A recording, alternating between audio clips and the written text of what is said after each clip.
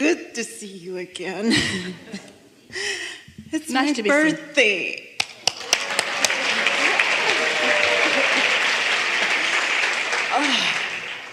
I came all the way from Montreal. That was my birthday gift, to be with you.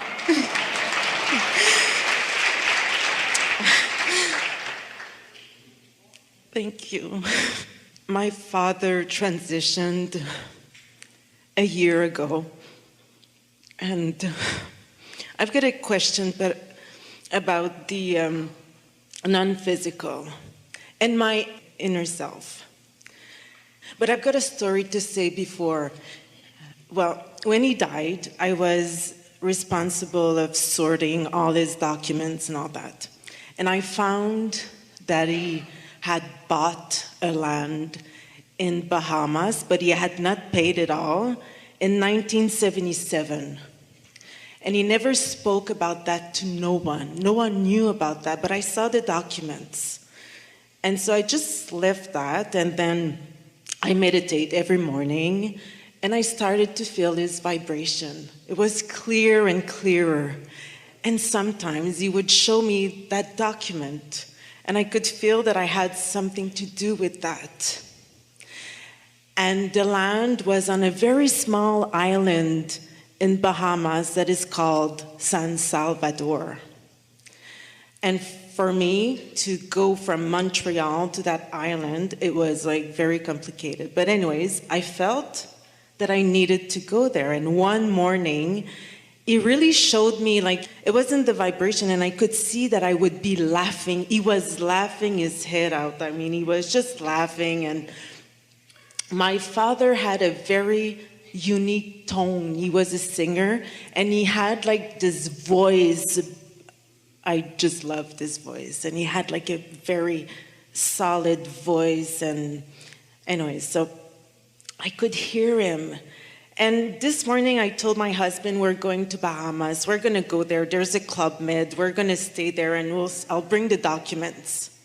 As soon as I got there, everything was just synced up. I mean, I spoke with a lady at the restaurant, and I told her, like, my father had those documents, and she says, oh yeah, I know the owner. You should go to that greenhouse and talk to him about that. And then I went there, and he told me to go there and whatever. And now I have a land in Bahamas. I'm going there next week. And when I met the owner, he laughed, and he was laughing just like my father. And I want to know, like, you know, the step one, is this my father's step one that is now into my vortex? Like, There's so much that we want to say about that, but first we want to say this to all of you, because this is your story's gift to anyone who gets to listen to this story. It's easy for you to accept that her father moved ahead on something and set something in motion that was unbeknownst to her. It's easy to accept that. And it's easy to accept that her father is behind calling her to that. So you all followed her story all the way through. In other words, you could feel, we're going to go back and get that word we don't like very much, but it applies here. You could feel the destiny for her unfolding of all of this. And we want you to understand that you are, through the life that you are living, through the step one that you are living, you are creating those powerful future manifestations, even though you claim you don't even know about it. In the way that none of you knew that that land had been purchased, you all have a vortexual reality that you're not staking claim to, because you put it there so incrementally you don't even know what it's grown to. Are you following us? Mm-hmm. But I so- did wanted to have a house, like a waterfront house. I mean, I didn't know it was going to be there. We're going to come back to that, but there's a bigger thing for all of you in this story, and that is you all have treasures and inheritances that you have put into your vibrational reality. You don't need your father to have done it for you. You've put it into your vibrational reality, some of it even before you got here, and a lot of it ever since, and it is amassed to things that it's time for you to find the deed to it. It's time for you to follow the trail to it. It's time for you to have the experience of it. That's the real power of this story, you see. And in the more literal sense, and what you're reaching for, your father purchased that thinking about you. He put that into your future, not talking about it because he had this wisdom of knowing not to talk about things that could not be manifested yet. And he did not want it to be something that brought forth competition or brought forth struggle or brought forth angst. And there was one small little particle of that in your conversation with us when you said it was quite complicated for me to get from Montreal to there. He didn't want anybody shooting themselves in the foot over this until it was time to be received in the way that he always dreamed for it to be. And yes, he was calling you every step of the way. And that's who your inner being really is. Everyone that you've known and loved, and there have been so many who have known you and who have loved you who are non-physical. You have ancestors who love you now that you never met. There are teachers and creators that are now non-physically focused that have all converged with your inner being and are rooting for you. They're your backup system and they're calling you forward, you see. Don't take away from this story that you need to dig through drawers and find papers. Because that is not the power of this story. You've got vibrational papers. Every one of you have treasures that are waiting for you to be called in exactly the way that she was called into this manifestation. Yes.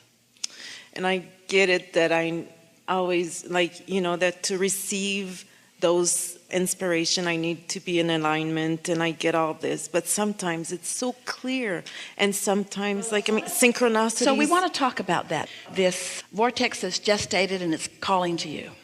And you being in the receiving mode and then getting to that sweet spot where that magic begins. It's not magic, but it sure feels like it as it is unfolding. So you follow, you know, you've had those experiences where just one thing after another, after another, after another, after another, and you just can feel the blessedness of your being. You can just feel how cared for you are being. And you can also feel a worthiness because you know that if it were not for your alignment, that it would not be happening in that way. So start there with that thought and just rest in that thought for just a moment.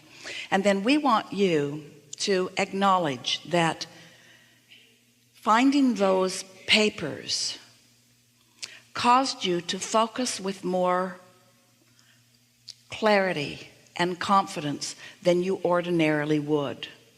But you don't have to find papers to find that confidence. And the universe will respond and give you that magic, whether you have documentation from a previous generation or not.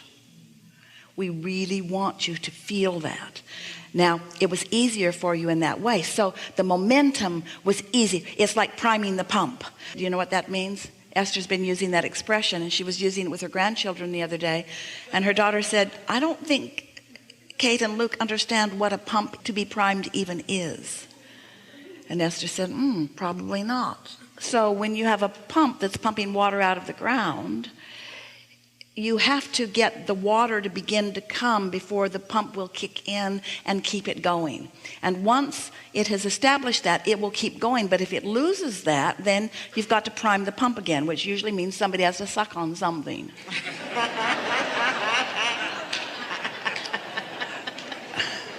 So it's like siphoning gasoline from your neighbor's car.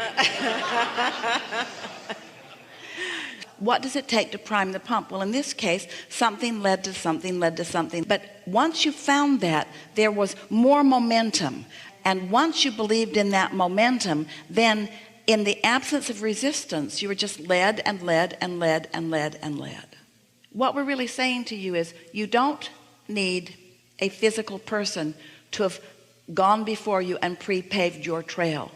because the non-physicals like us have gone before and pre-paved your trail. And when you hook into a little of that with belief and expectation, then more and more and more and more is realized by you. We don't use the word revealed to you as in now it will be revealed to you, because it has been being revealed to you all along. But there's a difference between the revelation of it, which is constant, and your realization of the revelation, which is your tuning in so that you can see it. So now, we selfishly used your story to help everyone understand how it all works. Is there something specific that you want that we have not given you yet about that? Yes, I was wondering about non-physical, because in 2009, my grandfather passed. That's the first time that I had he's the one that made me open up to the energy and to the vibrations, and I had to the bigger picture. Yeah, and I had frequent connections with him. And then because you are in a frequency where you can realize him. Okay. But now I feel that he's less present and it's more my father, and I was wondering because they've blended together and you cannot tell one from the other.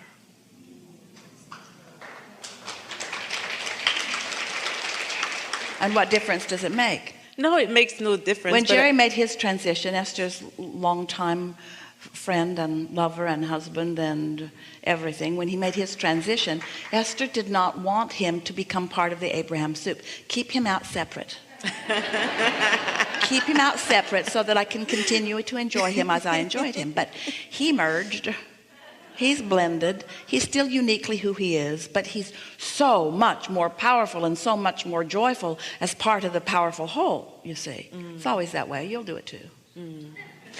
And sometimes I do connect with celebrities' energy, like Maya Angelou when she passed. It's not someone that I knew really, and I did connect with her energy, and I was giving a speech, and I felt that I was I don't know, I could feel her energy within myself, if she was helping me out with the speech I was giving. And the same thing happened with René Angélil, which is Céline Dion's husband that died. And I really didn't I wasn't into his stuff, I wasn't following him, and I wasn't, but it happened too. And I was wondering, what I had as a message was if we were all working for humanity and connecting humanity together, and I just wanted to validate that. Yes, but not because humanity needs it, no, but because humanity wants it.